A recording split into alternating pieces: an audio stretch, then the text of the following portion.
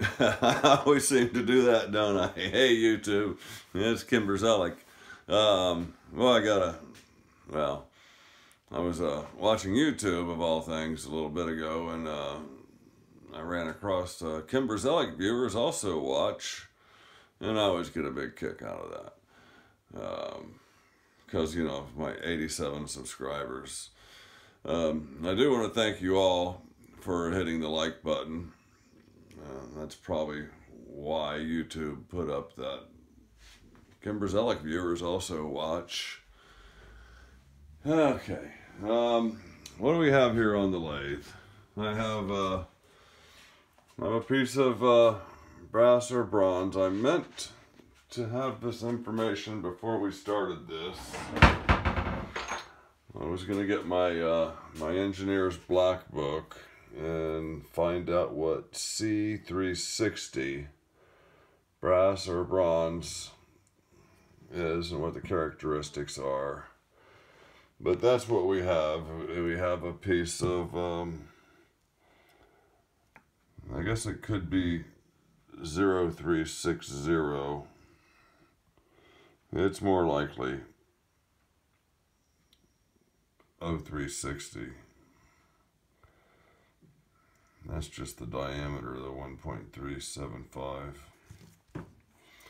But I did a rough cut with my reciprocating saw and got a piece chucked up, and I just want to true up. I just want to true it up. So how we're going to do this? Okay, we're going to do it this way. There we go. And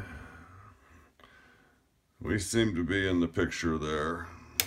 Turn on the little funny little mini lathe. And before I went out to dinner, we were in the process of facing this off. We've got quite a ways to go. I was informed by my YouTube friend Adrian from Aid's Workshop that I don't need to use any kind of lubricant here. That the brass or the bronze is kind of self-lubricating. I also learned, since I don't have a carriage lock right now, I took it off to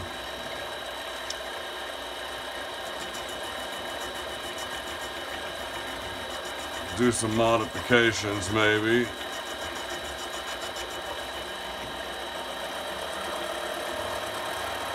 Crank that up. We're at about 5:30 right now.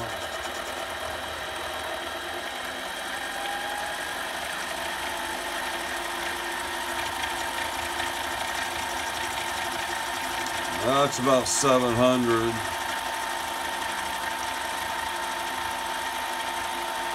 But a different way to lock the carriage that I wasn't aware of, and that is to